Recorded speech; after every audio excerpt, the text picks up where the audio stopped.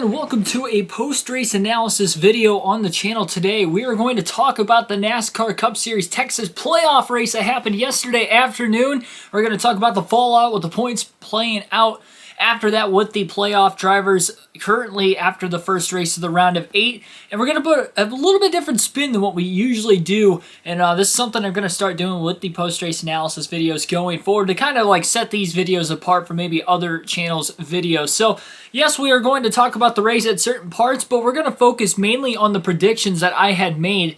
And we're going to track those predictions throughout the rest of this season. I know there's only 3 races left after this, but going into next season and start like year after year tracking how those predictions went, how particular drivers' days went throughout the course of the race. So first and foremost, like, share, and subscribe for more daily NASCAR content. And once you do that, continue to watch the rest of this video. So yesterday at Texas, it was a 500-mile race, first race of the round of 8 of the playoffs. There was a lot of playoff drama at the end of the days, particularly in the final 50 laps of the race. But there was a little bit in the beginning of the race too. There was actually a crash that took out about a dozen race cars, or at least a dozen were involved in the accident at one point in time. That included one playoff driver, Kyle Busch, who skimmed through with very little damage. He had a pit road speeding penalty during the competition caution, and this crash happened literally off turn 2 right after the restart to the competition yell. So Busch was at the back. He almost got caught up in it. The accident started when Bubba Wallace was trying to go 3 wide up the middle on a restart, and then decided to back out at the last second when second guessing himself and getting out of the gas. He still clipped the left rear of Kurt Busch, and then from that point he probably lost the front of the race car, spun out, caused a huge melee behind, took out maybe some potential strong cars like Alex Bowman in the race. I think Austin Dillon was also involved in that accident, if I'm not no, Dillon was not involved in that accident. Let's see here. Alex Bowman, I guess Bowman was really the only strong car that could have been following that wreck. And the only reason I say that is because his teammates of Kyle Larson, William Byron, looked very, very strong throughout the course of the day, so you never know what could have happened with Alex Bowman. He could have maybe had a car like theirs, but he just started further in the back. Obviously, that is a testament to, you know, what not having practice or qualifying, why you want to start further up towards the front of the field, especially at the beginning of these races. And I was very shocked at how aggressive everybody was at the beginning of the race yesterday. I mean, it kind of calmed down a little bit after that point, but even on the strategy calls and the aggressiveness, I guess we can see it out of some playoff drivers. Because right after that happened, there was a lengthy caution flag period, which kind of ran into the window of can drivers make it on fuel or not by topping off on fuel under that caution, even though they only pitted a few laps prior during the competition caution. So drivers like Ryan Blaney, Kyle Busch, they had actually stayed out of the pits. They had gotten some stage points. In fact, Kyle Busch ended up winning stage 1. Blaney ended up on fumes, finishing in second in the stage. And that deemed very important for them because not only they were able to get good finishes at the end of the day, but they were also getting a ton of stage points. I think Blaney scored the second most stage points behind Larson. Of course, Kyle Larson would go on to win the race, so with Larson winning, he's in the championship for us. So Ryan Blaney's currently the number 2 seed between his 6th place finish yesterday and the fact that he scored 17 stage points, more than any other driver again outside of Larson. So Blaney's sitting himself pretty, and even Kyle Busch is barely above the cutoff line, which he had kind of a rough stage 2, and he finished 8th, which most of the playoff drivers did finish inside the top 10, at least the ones that didn't have problems yesterday. Busch being one of those, plus those 10 stage points he had stage 1, very crucial. That is why he sits above the cutoff line right now as well. So that kind of like jumped things off. There were a bunch of cautions at the end of the race as well. Denny Hamlin was involved in a few of them. Chase Briscoe was also involved in a few of them. In fact, the same wrecks that Hamlin was involved in, Briscoe seemed to be involved in too. So maybe a little controversy going forward with them. Also, maybe some controversy fallout between Tyler Reddick and William Byron. No real post-race interviews that I saw from either one of those two drivers, but Reddick got into Byron, almost causing, well, I mean, it did cause a tire rub, but luckily Byron was able to make it to the end of the race, still finished second.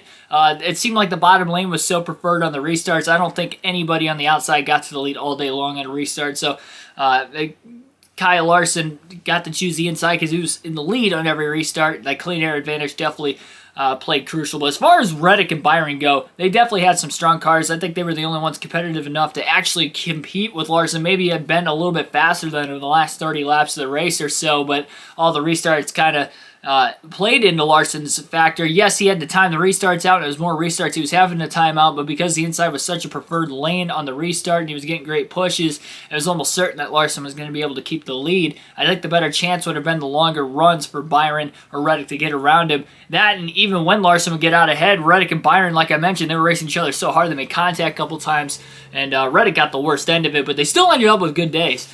So anyway, at the start of the video, we tried to highlight I wanted to highlight more specifically my predictions from yesterday in the predictions episode before the race started to today's race and see how I stacked up there. So we're going to start off with the drivers I had as must-haves. 3 drivers here, plus the fact that I did predict the winner, Kyle Larson, correct. That's the 6th time I predicted the winner of a race this season. So kudos for me for being able to do that. It has been a rough year as far as trying to predict the winners, and I think 3 or 4 of those 6, I've definitely picked Larson to win. I think Nashville is one of them. The Coke 600 might have been another, and I know today there might have been another race in there I picked Larson to win. He ended up winning as well, but off the top of my head, I can't really think of that.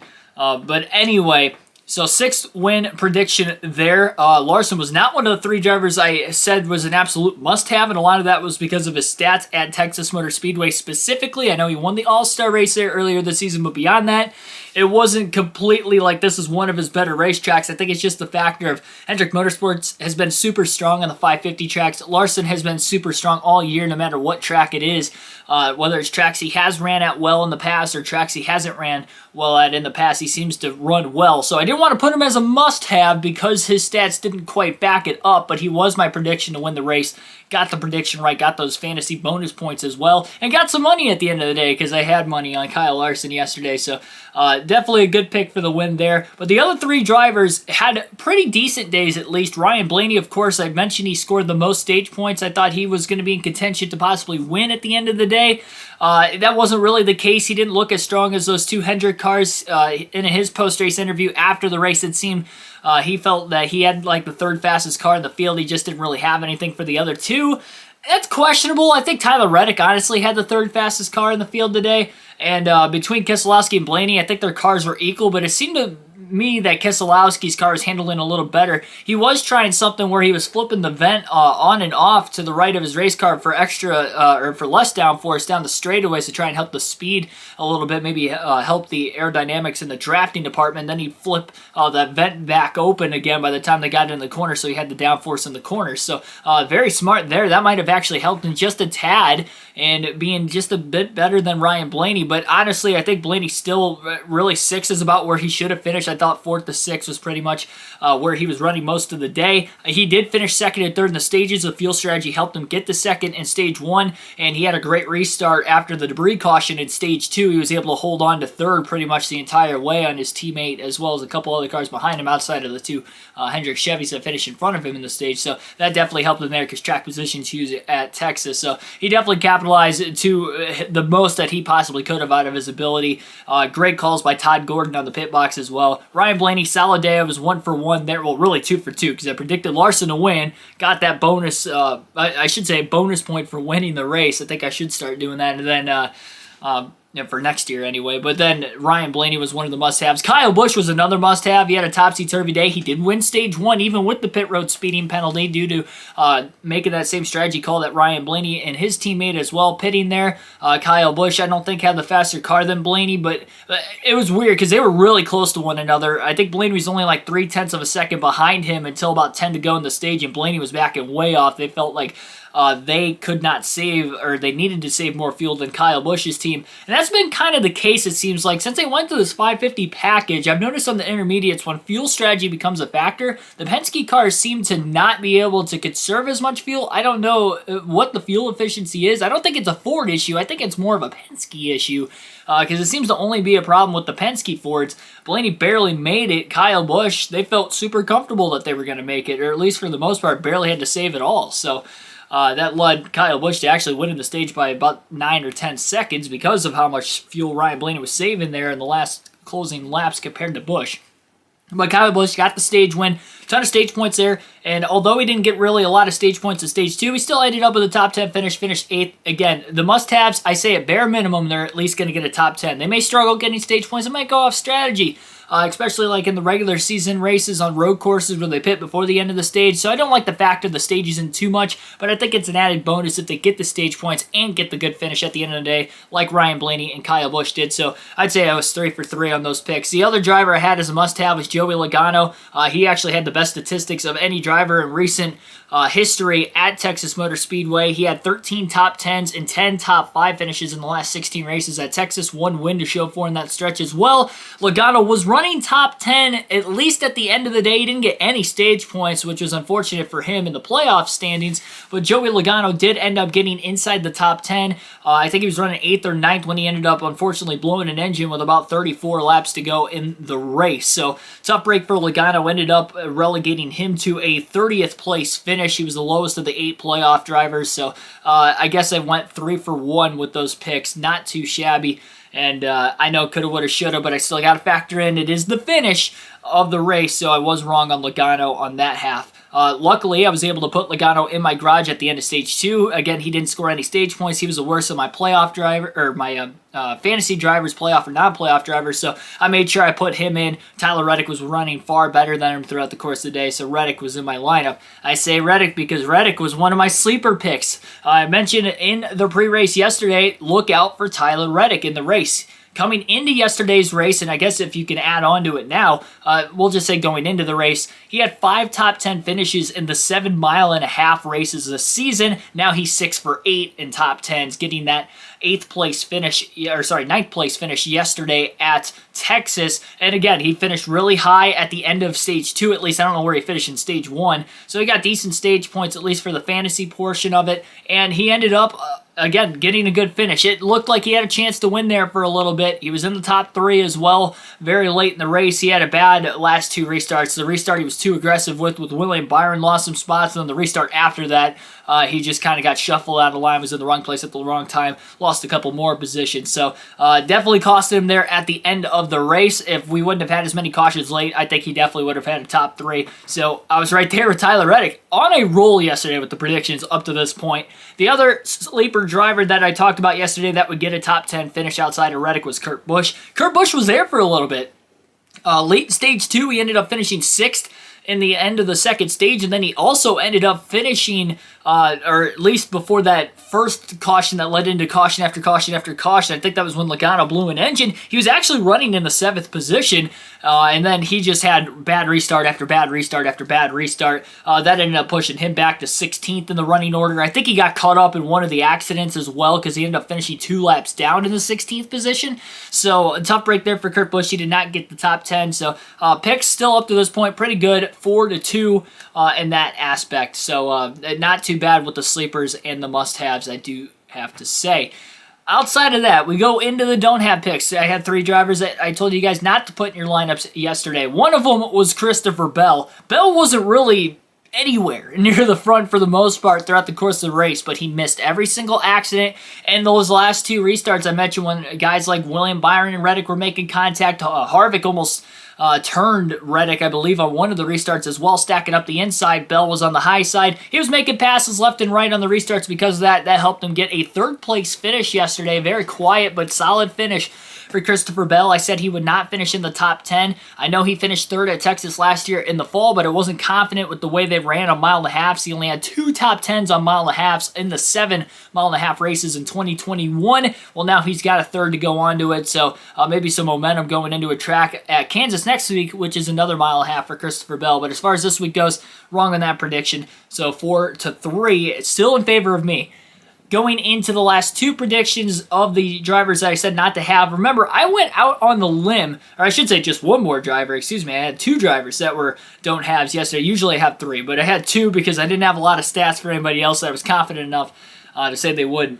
I called it, ladies and gentlemen, I called it to a T that Denny Hamlin would not finish in the top 10 yesterday. Yeah, I know he scored a decent amount of stage points, and I even said yesterday he may score some stage points, but we've seen in NASCAR races, especially the playoff races, and the playoff races particularly this year, they can get crazy in the final stage of the race, and for one reason or another, Denny Hamlin's stats just don't seem to be consistent at Texas. People think back to the fact that he won the first 550 package race here in 2019, but outside of that, he has not done well In the 8 races we had prior to yesterday, he only finished in the top 10 3 times at Texas. All of those 8 races were with this current speedway configuration at Texas, with the drop of the banking in 1 and 2 plus the repave all the way around the racetrack. So that just doesn't seem to tie in well with Denny Hamlin. He had better statistics at the track before the repave and the reconfiguration. Since then, not so hot. Now he finishes outside the top 10 again. He was having a decent day. He wasn't having a great day. He was having, by Denny Hamlin 2021 standards, or 2020's standards, I guess you would say, because last year was awesome as well. He was not having a race-winning kind of day. He was 8th to 10th most of the race, though, and it did look like if he would have stayed out of trouble, he probably would have had a top 10. We don't know, obviously, if he maybe, would have got stacked up on one of the restarts, because they definitely got stacked up. Obviously, ended up being involved in 2 accidents in the final stage, and that last one definitely hurt him. I don't know how he still not only stayed on the lead lap, kudos to that 11 team for keeping him on the lead lap, and finishing in the 11th place position with that damaged race car, because the front was caved in. The splitter was actually kind of sticking up on the car, too. Just crazy how they kept that thing not only running, but they repaired it enough to at least keep it on the lead lap and meet minimum speed to remain in the race and, again, on the lead lap. So an 11th place finish, if Denny Hamlin makes it to the championship 4 on points, then I think you look back at Texas as being the saving race in doing that. Not only again, keeping him in the race, but the fact he stayed on the lead lap, if he wouldn't have finished on the lead lap, he would have lost 4 more positions, and we see how every point matters in the playoffs. Look at last year in the round of 8. It was a 1-point difference between Keselowski, Hamlin, and Harvick, and then Harvick ended up spinning himself out after trying to spin Busch out in the final corner, but he needed to get around Harvick to eliminate Keselowski at the time. So, I mean, again, it could come down to that in Martinsville again this year where 1 point is the difference. I would not be surprised. I mean, we saw that in the round of 16 and it was like 2 points that was the difference there. So, we could definitely see something like that again.